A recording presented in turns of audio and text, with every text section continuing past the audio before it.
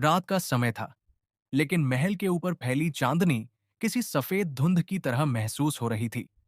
अरवणपुर का राजमहल हमेशा की तरह शांत था, फिर भी हवा में एक अजीब सी बेचैनी तैर रही थी।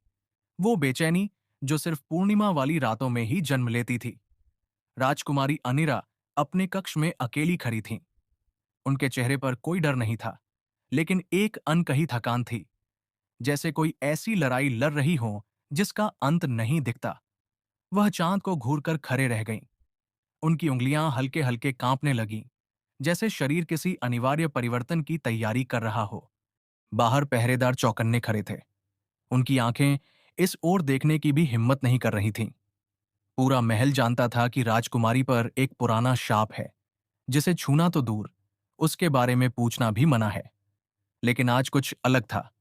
हवा में कोई अदृश्य गर्मी फैल रही थी, जैसे किसी तीसरे की मौजूदगी छिपकर इस सबको देख रही हो। घड़ी ने 12 बजाए।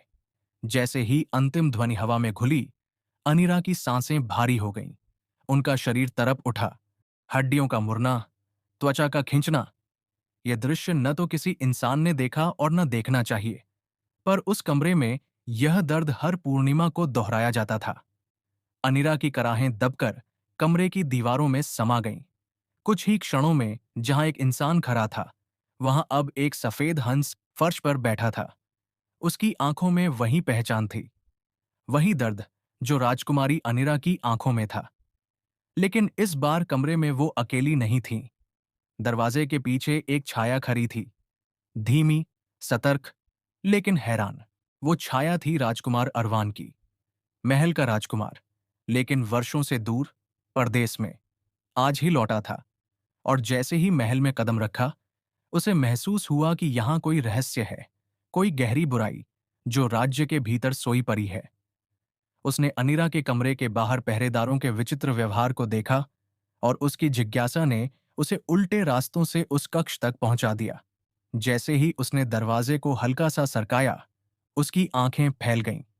उसने पहली बार राजकुमारी को उस रूप में देखा, एक सुंदर सफेद हंस जिसके पंख चांदनी में चमक रहे थे, और आंखों में इंसानी असहायता थी। अरवान का दिल धड़क उठा। उसने कभी किसी जीव में इतना गहरा दुख नहीं देखा था। लेकिन इससे पहले कि वो समझ पाता कि ये क्या है, अचानक कमरे की हवा भारी हो गई। एक ठंडी गंध फैलने लगी। फर्श के बीचों बीच काला धुआं उठने लगा, जैसे कोई अदृश्य शक्ति जमीन चीरकर बाहर आ रही हो। धुआं सघन होता गया और एक विराट, भयानक आकृति का रूप ले लिया। एक राक्षस। उसकी आंखें अंगारों सी लाल थीं, और उसके चेहरे पर क्रोध नहीं, बल्कि किसी पुराने अधिकार का घमंड था। समय हो गया अनिरा। उसकी आवाज बिजली की गड़गड़ाहट जैसी थी। मैं अपना कर्ज लेने आया हूं। हंस पीछे हट गई। पंख कांप रहे थे, पर डर से ज्यादा घृणा उसके भीतर थी। तेरे पिता ने जो सौदा किया था, उसका दंड तू भुगतेगी। अगली पूर्णिमा को तू मेरे साथ जंगल आएगी, फिर चाहे तेरी यह नाजुक इंसानी आत्मा टूट ही क्यों न जाए। राजकुमार अरवान यह सब सुन रहा था। हर शब्द उसके दिल में चाकू की तरह उतर रहा था। उसे विश्वास नहीं हो रहा था कि राजकुमारी पर ऐसा अभिशाप लगाया गया है, और उसके पिता राजा ने कभी इसका जिक्र नहीं किया। राक्षस ने एक बार हंस के करीब झुककर, जैसे उसे डर का स्वाद छकाया हो, और फिर काले धुएं में बदलकर हवा में गायब हो गया। कमरे में एक सन्नाटा छा गया। सिर्फ हंस का थका हुआ सांस लेना ही सुनाई दे रहा था। अरवान धीरे धीरे कमरे में आया। हंस ने उसे देखा, लेकिन आतंकित नहीं, जैसे उसे याद हो कि वह उसे जानती है बचपन से।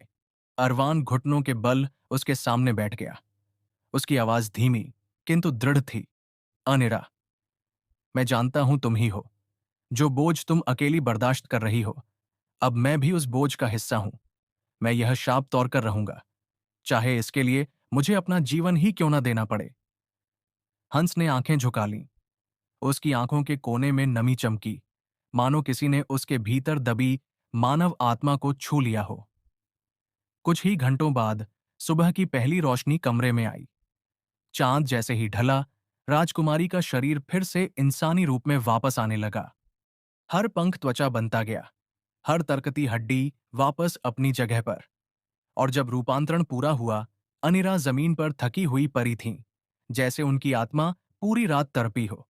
उसी दिन अरवान उनसे मिलने गया, पर पहरेदारों ने उसे रोक दिया। राजकुमारी किसी से नहीं मिलती, उन्होंने सख्ती से कहा। अरवान ने शांत पर दृढ़ स्वर में कहा, आप समझते नहीं, मैं ही हूं जिसने सच्चाई देखी है। मैं नहीं रुकूंगा। यह अब सिर्फ उनका नहीं, मेरा भी संघर्ष है। उसे अंदर जाने नहीं दिया गया, लेकिन उसी क्षण अनिरा ने खिड़की से बाहर झांक कर उसे देखा। उनकी आंखें बहुत कुछ बोलना चाहती थीं। डर, उम्मीद और एक गहरी चुप्पी जो किसी घाव जैसी थी। उस रात अरवान चुप नहीं बैठा। वह महल के प्राचीन ग्रंथालय में गया, वही जगह जिसे सभी लोग रक्षकों और पुराने श्रापों का घर कहते थे। अंधेरी शेल्फों के बीच एक पुरानी, धूल से दबी किताब उसने निकाली। किताब का नाम देखकर ही उसका दिल उछल गया। तिलिस मेकर्स, राक्षसों से किए गए राजकीय समझौते। जैसे ही उसने पहला पन्ना पलटा, उसकी सांस अटक गई। उसमें साफ लिखा था, राजा दित्येश ने जंगल के राक्षस से एक समझौता किया था। उस सौदे की कीमत, राजघराने की अगली पीढ़ी, शाप।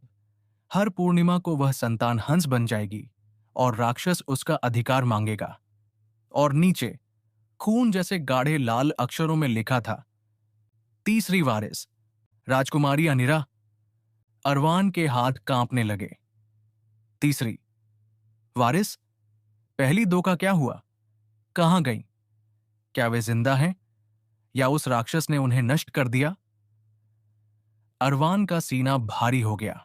अब वह जान गया था कि यह कोई साधारण जादू नहीं, यह पीढ़ियों का पाप था, जिसकी कीमत अनिरा अकेली चुका रही थी। और अब वह यह कीमत उन्हें अकेले नहीं चुकाने देगा। रात की नमी अब भी महल की पत्थरीली दीवारों पर चिपकी थी। सुबह की हल्की सुनहरी रोशनी खिड़कियों से झर रही थी, लेकिन महल के अंदर एक बेचैनी थमी नहीं थी। राजमहल के प्रकोष्ठों में लोग अपने अपने काम में लगे थे, पर हर चेहरे पर एक छिपा तनाव था। किसी को पता नहीं था कि पिछली रात राजकुमार अरवान ने वह रहस्य देख लिया था, जिसे राज्य में सिर्फ 3 लोग जानते थे। अरवान अपने कक्ष में सो भी नहीं पाया। उसकी उंगलियां बार बार उस पुरानी किताब के पन्नों को स्पर्श करतीं, मानो वह शब्द उससे कुछ कहना चाहते हों। अनिरा, कर्ज की तीसरी वारिस। शब्द उसके सिर में हथौड़े की तरह गूंज रहे थे। तीसरी वारिस का मतलब था, उससे पहले 2 वारिसें थीं, 2 और राजकुमारियां, जो इस शाप की कीमत चुका चुकी थीं। लेकिन ये दोनों कहां गईं? जीवित, मृत या राक्षस के पास? उसका सीना कस गया। उसे किसी तरह अनिरा से मिलना था, लेकिन राजकुमारी के कक्ष पर पहरा पहले से दोगुना था। कोई पास नहीं जा सकता था। आम दिनों में भी लोग उनसे मिलने में झिझकते थे, और आज, पूर्णिमा की रात के बाद, हर अधिकारी और दासी की नजर सतर्क थी। अरवान पीछे हटने वाला नहीं था। वह उस जगह गया जहां लोग अक्सर कदम नहीं रखते। पुराना सेवक मार्ग, जो सदियों पहले बनवाया गया था ताकि दास सेवक महल के अंदर एक कोने से दूसरे कोने में बिना दिखाई दिए जा सकें। सुरंग अब इस्तेमाल नहीं होती थी। धूल, मकड़ी के जाले और टूटे पत्थर। ऐसा लगता था जैसे यह रास्ता उन लोगों के लिए था जिनके पास सच देखने का हौसला हो। अरवान ने चिराग जलाया और अंदर गया। हवा ठंडी थी और गंध ऐसी जैसे सालों से कोई नहीं आया हो। लेकिन इसी रास्ते से राजकुमारी के कक्ष तक पहुंचा जा सकता था। वह धीरे, बहुत धीरे चलता रहा। पत्थरों के नीचे से अजीब सी आवाजें आती, जैसे किसी की कराह को दबा दिया गया हो। पर अरवान का मन अब डर पर भारी था, क्योंकि एक बात उसे साफ दिखने लगी थी। यह सिर्फ एक शाप नहीं था, यह एक सौदा था, और राजकुमारी अनिरा उस सौदे की कीमत थी। सुरंग का आखिरी हिस्सा ऊपर की ओर जाता था। वहां एक लकड़ी की जाली थी, जिसके उस पार राजकुमारी का कक्ष था। अरवान ने जाली से झांका, और जो उसने देखा, उससे उसका दिल कसकर सिमट गया। राजकुमारी अनिरा फर्श पर बैठी थीं, बाल खुले, आंखें सूजी हुईं और हाथ कांप रहे थे। उनका शरीर अब भी रात के शाप से उबर नहीं पाया था। हर सांस ऐसे जैसे एक गहरी चोट के बाद लिए जा रही हो। लेकिन सबसे ज्यादा दर्दनाक था उनकी आंखों में छिपी वह बेबसी, जो किसी को दिखाई नहीं देती थी। अरवान चुप नहीं रह पाया। उसने हल्का सा दरवाजा धक्का देकर अंदर कदम रखा। दासी दंग रह गई, पर उसने कुछ करने से पहले ही राजकुमारी ने धीमी आवाज में कहा, उसे आने दो। दासी पीछे हट गई। अरवान अनिरा के सामने आकर रुक गया। दोनों कुछ पल चुप रहे। चुप्पी का यह पल किसी हजार शब्दों से भारी था। अनिरा ने सबसे पहले नजरें झुका लीं, जैसे वह उसके सामने इस रूप में नहीं रहना चाहती। अरवान ने बहुत कोमल स्वर में कहा, मैंने सब देखा, तुम्हारा बदलना, वह राक्षस, वह शाप। अनिरा की उंगलियां मुट्ठी बन गईं। उनकी सांस भारी हो गई। कुछ क्षण बाद उन्होंने धीमे से कहा, यह शाप मेरा नहीं, मेरे खून का है। मेरे दादा ने एक सौदा किया था अपने राज्य को बचाने के लिए। उन्होंने अपनी आने वाली पीढ़ी को गिरवी रख दिया। अरवान ने दर्द से भरी आंखों से पूछा, और वह सौदा क्या था? अनिरा ने धीरे से खिड़की की तरफ देखा, जहां सुबह का प्रकाश दरारों से अंदर घुस रहा था। 50 साल पहले अरवणपुर भुखमरी और महामारी से टूट रहा था। लोग मर रहे थे। तब मेरे दादा ने जंगल के राक्षस कबीले से मदद मांगी। राक्षसों ने सौदा किया, वे राज्य को बचाएंगे, लेकिन उसकी कीमत राजा की 3 संतानों से चुकाई जाएगी। अरवान का दिल धड़कना भूल गया। 3 संतानें? मतलब 3 वारिस? अनिरा ने सिर हिलाया। पहली थी मेरी बुआ मीरा, दूसरी मेरी बड़ी बहन आयुषा, और तीसरी मैं। अरवान के रोंगटे खड़े हो गए। उसने फुसफुसाया, मीरा और आयुषा कहाँ हैं? अनिरा की आंखें भर आईं। उन्हें राक्षस अपने साथ ले गए। जब वे पूर्णिमा को हंस बनी, वे कभी वापस नहीं आईं। उस कमरे में सन्नाटा ऐसा छा गया जैसे हवा भी सो गई हो। अनिरा ने अपना दर्द दबाते हुए कहा, मैं अकेली हूं जो अब तक वापस लौटती रही हूं, क्योंकि राक्षस मुझे अंतिम वारिस की तरह संभाल कर रखता है। मेरी आखिरी पूर्णिमा पर मैं भी ले जाई जाऊंगी। अरवान के मुंह से आवाज नहीं निकली। वह कुछ बोलने गया, लेकिन शब्द गले में अटक गए। फिर भी उसने हिम्मत करके कहा, मैं तुम्हें बचाऊंगा। किसी सौदे, किसी शाप, किसी राक्षस को तुम्हें छूने नहीं दूंगा। अनिरा ने उसकी आंखों में देखा। उनकी आंखों में दर्द था, लेकिन कहीं गहरे एक हल्की उम्मीद की चमक भी थी। तुम समझते नहीं अरवान, यह शाप किसी तलवार, किसी युद्ध, किसी जादू से नहीं टूटता। इसे तोड़ने के लिए वे रुकीं, सांस भरते हुए बोली, राजा दित्येश का पाप स्वीकार करना जरूरी है, और वे कभी नहीं करेंगे। अरवान ने सवाल भरी नजरों से पूछा, अगर वो नहीं माने तो? अनीरा ने धीमे से कहा, तो मुझे सिर्फ एक ही रास्ता बचेगा, या तो मैं भाग जाऊं, या राक्षस मुझे ले जाए। अरवान ने दबी हुई गुस्से में कहा, मैं तुम्हें किसी भी हालत में जाने नहीं दूंगा। तुम अकेली नहीं हो। अनीरा ने उनकी तरफ देखकर पहली बार हल्की मुस्कान दी, पर वह मुस्कान इतनी कमजोर थी कि देखकर आंखें नम हो जाईं। इसी बीच बाहर से भारी कदमों की आवाजें आने लगीं। राजा दित्येश के सलाहकार, मंत्री और रक्षकों का दल राजकुमारी के कक्ष की ओर बढ़ रहा था। अनीरा एकदम चौकन्नी हो गईं। वे तुम्हें यहां देखेंगे तो बहुत बड़ा हंगामा खड़ा हो जाएगा। तुम जाओ, अरवान, कृपया जाओ। अरवान उसके करीब आकर फुसफुसाया, मैं फिर आऊंगा। तुम्हारी आखिरी पूर्णिमा से पहले मैं इस शाप को तोड़ूंगा। उन्होंने उसकी आंखों में सीधे देखा, और पहली बार अनिरा ने बिना कुछ कहे उसकी बात को स्वीकार कर लिया। अरवान पीछे हटते हुए उसी गुप्त सुरंग में गायब हो गया। लेकिन अनिरा जानती थीं, अरवान जितना चाहे बहादुर हो, जितना चाहे दृढ़निश्चयी हो, राक्षस की दुनिया इंसानों के लिए बनी ही नहीं है। मंत्री, अधिकारी, पहरेदार सब अंदर आए और राजकुमारी को घेर लिया, जैसे वे किसी मरीज नहीं, बल्कि किसी खतरनाक कैदी की देखभाल कर रहे हों। राजा दित्येश भी आए, पर उनकी आंखों में पिता का स्नेह नहीं, बल्कि एक छिपा भय था। अनिरा ने मन में सोचा, इन सबको सिर्फ शाप का डर है, मेरी तकलीफ का नहीं। दूसरी ओर महल के एक कोने में अरवान उस पुरानी किताब के और पन्ने पलट रहा था, और उसे एक ऐसा वाक्य मिला जिसने उसके पैरों तले जमीन खिसका दी। शाप तभी टूटता है जब तीसरी वारिस राक्षस से किया गया अंतिम सौदा तोड़े। इसके लिए उसे उस जंगल में जाना होगा जहां उसके पहले 2 वारिस अब भी कैद हैं। अरवान के होंठ कांप गए। मीरा और आयुषा शायद जिंदा हों, शायद जीवित न हों, और शायद इंसान न रही हो। उसने धीरे से कहा, तो मुझे जंगल जाना होगा, उस राक्षस के इलाके में। लेकिन उसे पता नहीं था कि राक्षस उस समय छाया बनकर महल की दीवारों पर घूम रहा था और उसने अरवान की यह हर बात सुन ली थी। उसकी परछाई एक काली मुस्कान में बदल गई। तो राजकुमार जंगल आएगा? बहुत अच्छा, मैं उसका भी इंतजार करूंगा। महल में किसी को पता नहीं था कि नियति ने अब दोनों के रास्ते जोड़ दिए थे। एक राजकुमारी जो हर पूर्णिमा को हंस बनती है, और एक राजकुमार जो उस अंधेरी दुनिया की तरफ बढ़ रहा था जहां से कोई वापस नहीं आता। राजकुमारी उस रात नदी किनारे बहुत देर तक बैठी रही। हवा में ठंडक थी, पानी में चांद के टुकड़े कांप रहे थे, और उसके भीतर एक ऐसी बेचैनी उठ रही थी जिसे वह शब्दों में नहीं बांध पा रही थी। राक्षस के बीच का वह सौदा, वह अभिशाप, और आज पहली बार उस राक्षस का मनुष्य रूप में दिखाई देना, सब कुछ किसी गहरी खाई जैसा था जो उसे अपने भीतर खींच रहा था। वह धीरे से उठी। महल की तरफ बढ़ते हुए रास्ते पर कदम हल्के थे, पर मन भारी।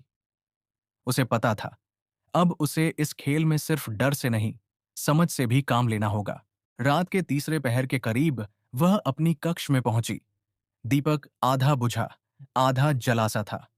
कमरे में वही पुराने परिचित सुगंध थे, गुलाब, चंदन और एक हल्की सी धूल जो महल की उम्र की गवाही देती थी। वह दरवाजा बंद करने ही वाली थी कि पीछे से सरसराहट हुई। उसका दिल तेज हो गया। कदमों की वह आवाज, वही जो उसने जंगल में सुनी थी। लेकिन जब वह मुड़ी, वहां कोई नहीं था, सिर्फ ठंडी हवा का एक झोंका, और उसी झोंके में घुली वह धीमी, लगभग न सुनी जाने वाली आवाज, तुम्हें सच जल्द ही पता चलेगा राजकुमारी। वह आवाज हवा की नहीं थी, वह किसी अदृश्य उपस्थिति की थी। और अजीब बात, उस आवाज में एक पीड़ा थी, जैसे किसी ने अपने शब्दों को जबरदस्ती मुड़ाकर बोला हो। राजकुमारी सिहर उठी। एक क्षण को उसे लगा कि कोई उसकी कक्ष में छिपा है। वह चारों ओर देखने लगी। पर्दों के पीछे, पालने जैसी बनी मेहराब के भीतर, खिड़की के पास, लेकिन कहीं कुछ नहीं। वह भीतर तक कांप गई और बिस्तर पर बैठ गई। थोड़ी देर बाद वह अचानक उठी।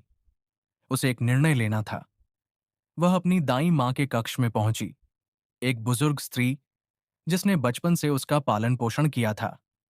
दाईं मां अभी सो रही थी, पर राजकुमारी के चेहरे पर उदासी और डर देख उसने तुरंत उठकर उसकी ओर हाथ बढ़ाया।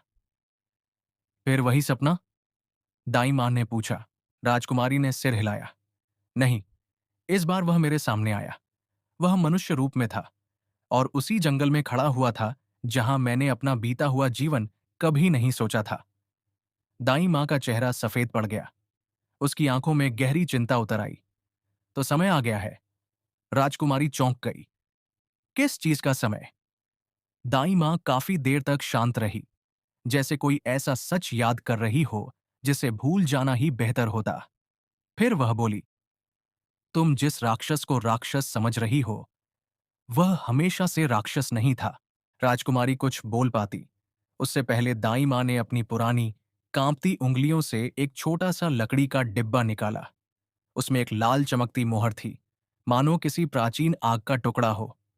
ये क्या है?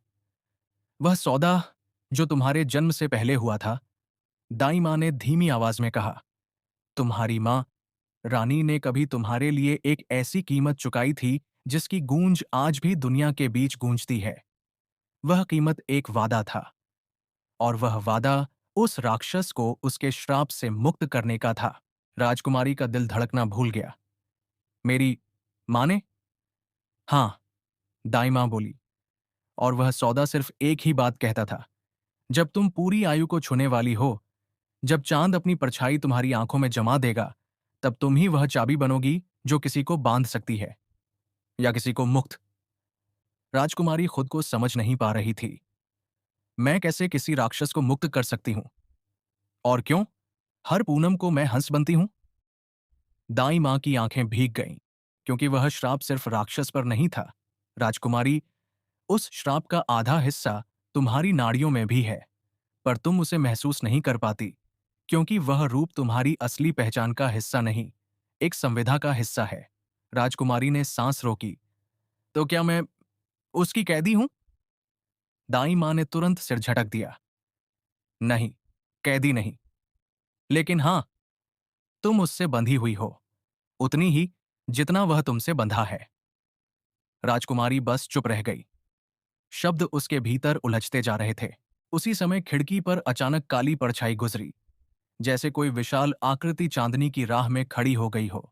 दाई मां डरकर पीछे हट गई, लेकिन राजकुमारी ने धीरे धीरे खिड़की की ओर कदम बढ़ाए। कांच के बाहर, हल्के बादलों के बीच, उसने उसी आदमी, हां, उसी का छाया चित्र देखा। वह वही मनुष्य रूप था जो जंगल में सामने आया था, लेकिन उसकी आंखों में इस बार कुछ और था। निराशा, थकान और एक पुराना, बहुत पुराना अपराधबोध। वह बोला नहीं, पर उसकी उपस्थिति ही बोल रही थी। राजकुमारी हिम्मत जुटाकर खिड़की का पर्दा हटा देती है, पर जैसे ही उसकी उंगलियां कांच को छूती हैं, वह आकृति हवा की परछाई की तरह घुलकर गायब हो जाती है। केवल एक फुसफुसाहट पिछली हवा में तैरती है। सच का समय आ गया है, लेकिन सच दर्द देता है। राजकुमारी ने गहरी सांस ली। अब वह डर नहीं रही थी, अब वह जानना चाहती थी। वह मुड़ी और दाई मां से बोली, मुझे सुबह होने का इंतजार नहीं करना। मुझे अभी उसी जंगल में जाना है जहां यह सब शुरू हुआ था। दाई मां ने उसके हाथ पकड़ लिए। नहीं, तुम अकेले मत जाओ, मुझे जाना ही होगा, राजकुमारी ने धीरे से कहा, क्योंकि अगर मैं सच से भागी तो ये श्राप हमेशा के लिए मेरी नसों में जमा रह जाएगा। उसकी आवाज में पहली बार वह दृढ़ता थी जो शायद उसकी मां में थी। वह रात के अंधेरे में महल से निकल गई, सिर्फ चांदनी, हवा और डर के बीच छोटा सा साहस लेकर। जंगल दूर था, पर वह ठहर ठहर कर उस तरफ जाने लगी। रास्ता कहीं कहीं पर इतना शांत था कि उसकी सांसें भी शोर लगने लगीं। पेड़ों की शाखें रात की हवा में झूल रही थीं, और कभी कभी ऐसा लगता था जैसे कोई उसे देखते हुए चुपचाप चल रहा हो। जंगल के प्रवेश द्वार तक पहुंचते पहुंचते उसने महसूस किया, वह बिल्कुल अकेली नहीं थी। पेड़ों के बीच, जमीन पर फैली परछाइयों के बीच कुछ चलता, सरकता, रुकता और उसकी धड़कनों के साथ साथ बढ़ता जा रहा था। राजकुमारी ने धीरे से फुसफुसाया, अगर तुम हो तो सामने आओ। कुछ देर अजीब सी शांति रही। फिर जंगल की गहराई में कहीं किसी भारी सांस की आवाज उठी। पत्तों का झुरझुराहट, टहनियों का टूटना, और उसके ठीक सामने अंधेरे से एक परछाई उभरी। धीरे धीरे, बहुत धीरे। वही राक्षस। पर इस बार उसकी आंखें लाल नहीं थीं। वे बुझी बुझी, कमजोर और मानो मदद मांगती हुई थीं। राजकुमारी और राक्षस पहली बार बिना किसी श्राप की परछाई के आमने सामने खड़े थे, और अब दोनों जानते थे, यही वह क्षण है जहां सौदे की असली कहानी खुलनी शुरू होगी। राक्षस उस रात राजकुमारी के सामने यूं खड़ा था जैसे सदियों की थकान उसकी हड्डियों में उतर चुकी हो। उसकी सांस भारी थी, पर आंखें शांत। एक ऐसी शांति जिसे कोई सिर्फ तब पा सकता है जब उसके पास खोने को अब कुछ भी न बचा हो। राजकुमारी ने कुछ बोलने से पहले उसकी आंखों में देखा। उन आंखों में वह क्रूरता नहीं थी जो कहानियों में बताई जाती थी। न कोई लाल चमक, न कोई हिंसा, सिर्फ एक लंबा, गहरा दर्द, और उस दर्द के नीचे छिपा एक ऐसा रहस्य जिस पर समय की धूल जम चुकी थी। राक्षस धीरे से बोला, तुम आ ही गई, राजकुमारी। मुझे पता था तुम आए बिना नहीं रहोगी। उसकी आवाज पहले की तरह भारी थी, पर उसमें वह डराने वाली खड़खड़ाहट नहीं थी। उसके शब्दों में एक टूटन थी, जैसे किसी ने मजबूर होकर अपने अंदरूनी घाव को उजागर कर दिया हो। राजकुमारी ने हार न मानते हुए पूछा, ये सब क्या है? मेरी मां का सौदा क्या था? और मैं हर पूर्णिमा को हंस क्यों बन जाती हूं? राक्षस ने उसकी ओर देखा, लंबे समय तक देखा, मानो सोच रहा हो कि ये सच उसे बताना चाहिए या नहीं। फिर वह धीरे धीरे पास आया। राजकुमारी पीछे नहीं हटी। पहली बार उसने महसूस किया कि उसके भीतर अब डर नहीं था, सिर्फ जिज्ञासा और कहीं ना कहीं अजीब सी करुणा। राक्षस पेड़ों के बीच से रास्ता बनाता हुआ उसे जंगल के और गहरे हिस्से में ले जाने लगा। जंगल अचानक ठंडा हो गया था, मानो उसके भीतर छिपी इतिहास की गूंज अभी जाग उठी हो। थोड़ी दूर जाकर वह रुका। जमीन पर पड़ी सूखी पत्तियों को हटाया। नीचे एक पुराना टूटा हुआ पत्थर का चबूतरा था, जैसे किसी भूले हुए यज्ञ का अवशेष। यहीं पर तुम्हारी माँ ने सौदा किया था, वह बोला। राजकुमारी का दिल डूब गया। क्यों? उसने फुसफुसाया। राक्षस ने अपनी दृष्टि चबूतरे पर टिकाए रखी। वह तुमको बचाना चाहती थी, उसने कहा। तुम्हारा जन्म बहुत कठिन था। राजा उम्मीद छोड़ चुके थे। राज दरबार के वैद्य कहते थे कि बच्चा नहीं बचेगा। राजकुमारी ने सांस रोक ली। रानी ने उस रात सब मंदिरों में, देवताओं में प्रार्थना की, पर कोई असर नहीं हुआ। फिर वह यहां आई, इस जंगल में, जहां कोई साधारण मनुष्य नहीं आता, और उन्होंने मुझे पुकारा। राजकुमारी की आंखें फैल गईं। तुम्हें? राक्षस ने सिर हिलाया, क्योंकि वह जानती थीं कि मैं एक समय पर मनुष्य था, और अपना सब कुछ खोने से पहले मैं एक महान वैद्य था। राजकुमारी की सांस अटक गई। उसने हमेशा सुना था कि राक्षस जन्म से राक्षस होते हैं, पर उसके सामने खड़ा यह प्राणी एक समय इंसान था। राक्षस ने आगे कहा, तुम्हारी मां ने मुझसे प्रार्थना की कि मैं तुम्हें मृत्यु के मुंह से बचा लूं, पर मेरे पास शक्ति नहीं थी। मैं श्राप से बंधा था। अपनी असली कला, मनुष्य की विद्या का उपयोग नहीं कर सकता था। राजकुमारी ने धीमे से पूछा, तो फिर सौदा? राक्षस की आंखों में दर्द उतर आया। रानी ने अपनी सबसे कीमती चीज देने की पेशकश की, अपने गर्भ से जन्म लेने वाली बेटी की नियति। उन्होंने कहा, मेरी बेटी जी, चाहे उसकी कीमत जो भी हो। और मैंने तुम्हें जीवन देने के लिए अपने श्राप का आधा हिस्सा तुम में बांट दिया। राजकुमारी के पैरों से जमीन खिसक गई। आधा श्राप मुझ में? राक्षस ने दुख से हंसने की कोशिश की। वह हंसी जैसे किसी टूटी हुई हड्डी की आवाज हो। हाँ, तुम्हारी हंस में बदलने की शक्ति, वह श्राप है जिसे मैंने तुम्हारी मां के लिए मोड़ा था, ताकि तुम्हें जीवन मिल सके। और मेरा श्राप, वह मुझे हर रात राक्षस बनाता है, और तुम्हें हर पूर्णिमा को। राजकुमारी की आंखें भर आईं। और तुम्हारी मुक्ति? उसने पूछा, आवाज कांपते हुए। राक्षस उसके करीब आया, उतना कि उसकी भारी सांस राजकुमारी के चेहरे को छू सकी। मेरी मुक्ति तुम्हारे हाथ में है। जिस क्षण तुम अपनी इच्छा से उस श्राप की जंजीर को स्वीकार करोगी, जिस क्षण तुम कहोगी कि मैं तुम्हें मुक्त करूं, उसी क्षण मैं इस दुनिया से गायब हो जाऊंगा, सदैव के लिए। राजकुमारी के भीतर कुछ टूट गया। मतलब? उसने फुसफुसाया। तुम्हारी मुक्ति, तुम्हारी मृत्यु है? राक्षस ने नजरें झुका लीं। हाँ। जंगल में अचानक ठंडी हवा बहने लगी, इतनी ठंडी कि वह दो लोगों के बीच जमा हुआ वर्षों का दर्द अपने साथ लेती चली गई। काफी देर कोई नहीं बोला। फिर राक्षस ने कहा, अब तुम्हें सब पता है। अगर तुम चाहो, आज ही इस सौदे को पूरा कर सकती हो। मेरी मुक्ति, तुम्हारी स्वतंत्रता। राजकुमारी कुछ देर उसे देखती रही। वह क्रूर नहीं लगा, वह दुष्ट नहीं लगा। वह एक यातना से जला हुआ मनुष्य लगा, जो बस शांति चाहता है। लेकिन उसकी आंखों में कहीं एक याचना भी थी, जैसे वह खुद चाहता हो कि राजकुमारी ना कहे, क्योंकि वह जीना चाहता था, पर जीकर दर्द भी नहीं सहना चाहता था। राजकुमारी ने धीरे से कहा, मैं अभी फैसला नहीं कर सकती। राक्षस ने सिर झुका लिया। मुझे पता था। वह मुड़ा और जैसे अंधेरे में घुलने लगा, पर जाने से पहले उसने एक वाक्य बोला, सुबह होने पर तुम मुझे शायद कभी ना पाओ। राजकुमारी चौंक गई। क्यों? राक्षस ने बिना मुड़े कहा, क्योंकि समय पूरा हो रहा है। मेरे भीतर का श्राप अब मेरा शरीर खा रहा है। अगर तुमने निर्णय न किया, तो मैं वैसे ही मर जाऊंगा, और तब तुम्हारा श्राप हमेशा के लिए तुम्हारी नसों में जम जाएगा। राजकुमारी का दिल जोर से धड़कने लगा। वह कुछ कहती उससे पहले राक्षस अंधेरे में विलीन हो गया। जंगल में अकेली खड़ी राजकुमारी को अचानक महसूस हुआ, उसका अपना दिल भी किसी अनदेखी जंजीर में बंध रहा है, और वह जंजीर हर गुजरते पल के साथ कस रही थी।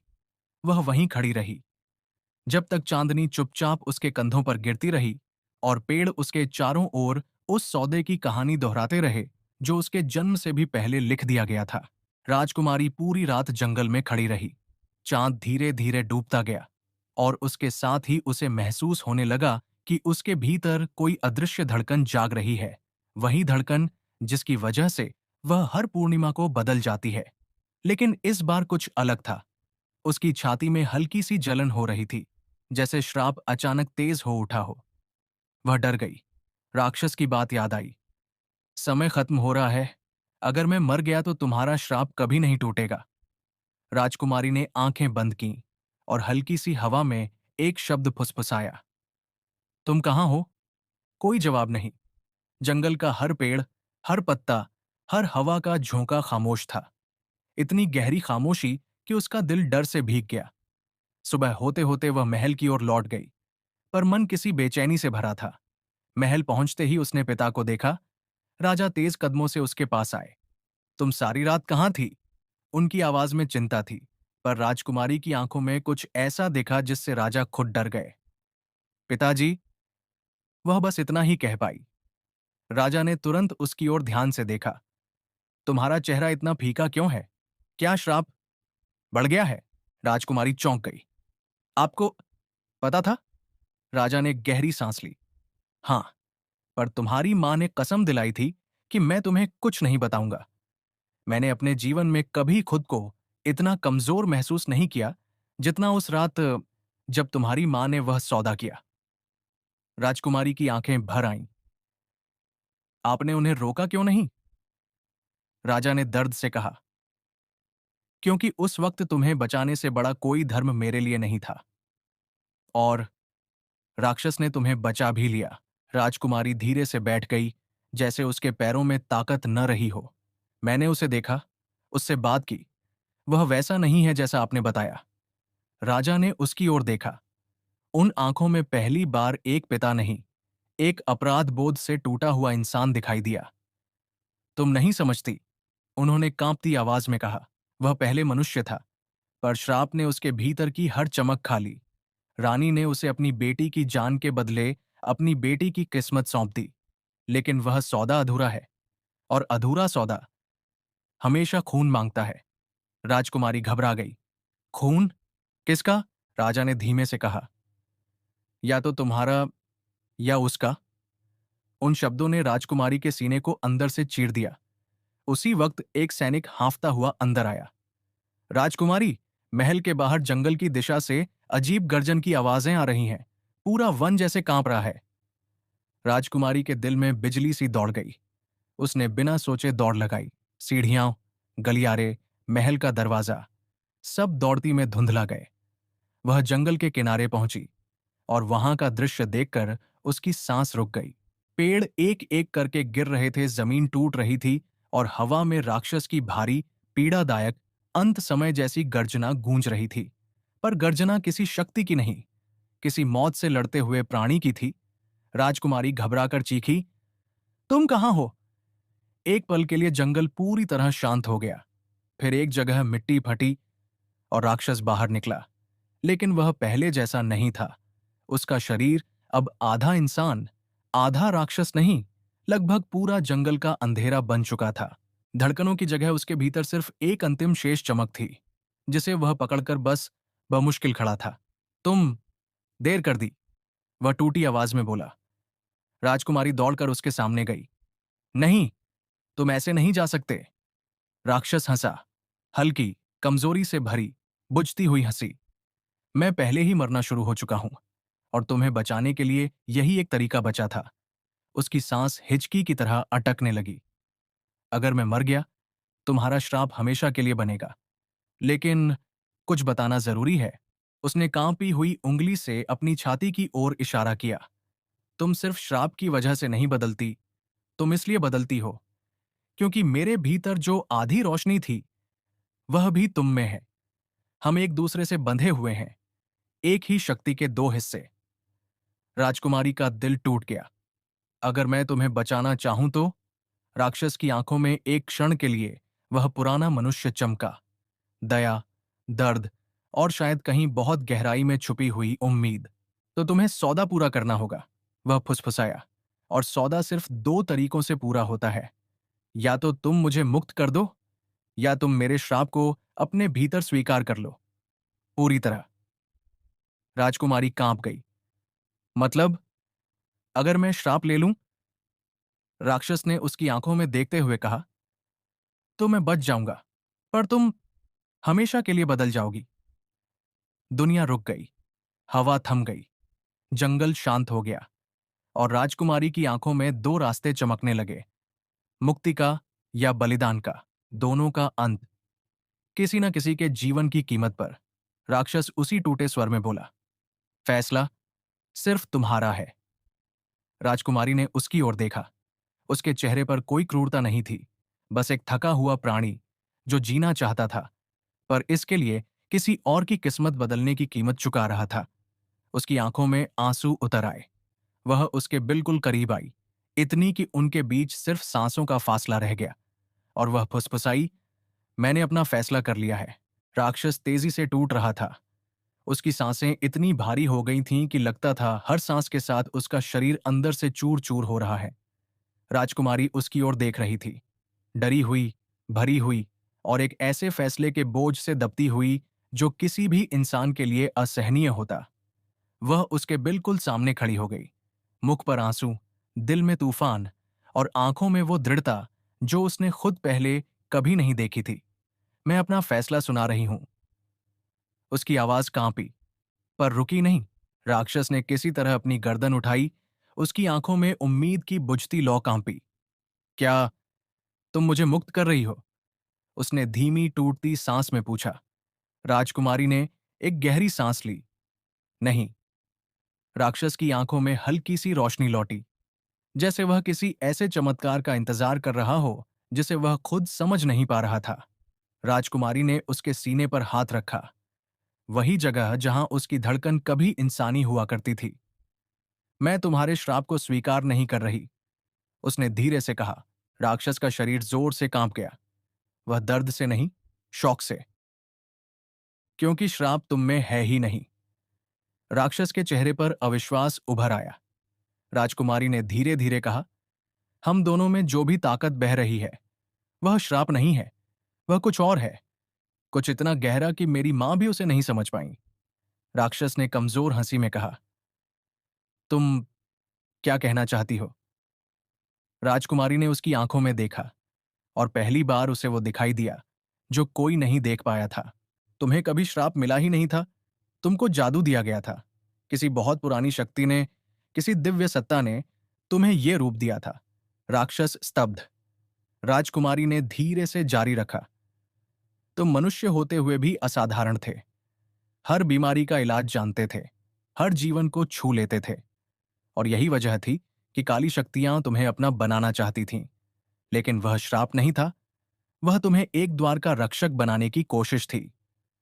राक्षस की सांस अटक गई। द्वार? उसने फुसफुसाया। राजकुमारी ने सिर हिलाया। हां, वह द्वार जो इस जंगल के नीचे है, जहां मेरी मां ने सौदा किया। उन्होंने तुम्हें जागृत होते देखा, पर समझ नहीं सकी, और डर के कारण उन्होंने गलत सौदा कर लिया। तुम राक्षस नहीं बन रहे थे, तुम बदल रहे थे, किसी उच्च शक्ति के चुने हुए रक्षक में। जंगल की हवा अचानक भारी हो गई, पेड़ों में कंपन होने लगा। राक्षस के भीतर एक पुरानी स्मृति जागी। उसके शरीर की त्वचा से हल्की सी सुनहरी रोशनी फूटी, जो उसने सालों में पहली बार महसूस की। उसने कांपते हुए पूछा, और तुम्हारा परिवर्तन? राजकुमारी मुस्कुराई, एक दर्द भरी लेकिन सत्य को स्वीकार करती मुस्कान। वह भी श्राप नहीं था, मुझे जीवन नहीं बचाया गया था, मुझे तुम्हारे जैसा ही बनाया गया था। हम दो हिस्से थे, एक ही शक्ति के दो रूप, तुम वन के रक्षक और मैं आकाश की दूत। राक्षस की आंखों में कुछ टूटता हुआ भी था और कुछ जुड़ता हुआ भी। राजकुमारी ने उसके चेहरे को छुआ। इसलिए हर पूर्णिमा को मैं हंस बनती थी, क्योंकि मैं आसमान की शक्ति से जुड़ी हूं और तुम धरती की शक्ति से। जब हम दोनों पास होते हैं, जंगल और चांद की ताकत एक हो जाती है। उसके शब्दों के साथ ही जंगल की जमीन से हल्की सुनहरी धूल उठने लगी। आसमान में एक सफेद किरण प्रकट हुई, जैसे चांद दिन में चमक उठे। राक्षस के शरीर में रोशनी दौड़ी, उसकी टूटती हड्डियां जुड़ने लगीं, उसके भारी पंजे पतले हो गए, उसके दांत समतल हुए।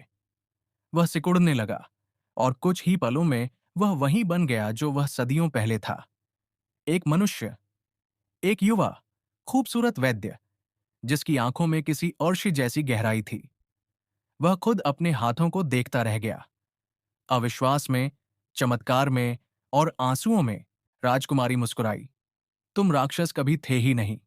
तुम बस एक बंद द्वार के रक्षक थे, और उस द्वार ने अब तुम्हें मुक्त कर दिया है। युवा वैद्य उसके सामने घुटने पर बैठ गया, उसकी ओर ऐसे देखता हुआ जैसे उसे पहली बार सूरज की रोशनी मिली हो। और तुम? उसने डरते हुए पूछा। राजकुमारी वहीं मुस्कान लिए खड़ी रही, वह मुस्कान जिसमें 100 रहस्य छिपे थे। मैं वहीं रहूंगी, हवा और पंखों की बेटी, आकाश की दूत, और इस धरती के रक्षक की साथी। उसने धीरे से उसका हाथ पकड़ लिया। हम दो थे, अब एक हैं।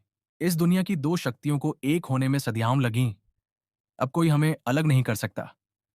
पेड़ों में उजाला भर गया, धरती कांपी, पर इस बार भय से नहीं, स्वागत में। जंगल में हजारों सुनहरी रोशनियां उठने लगीं।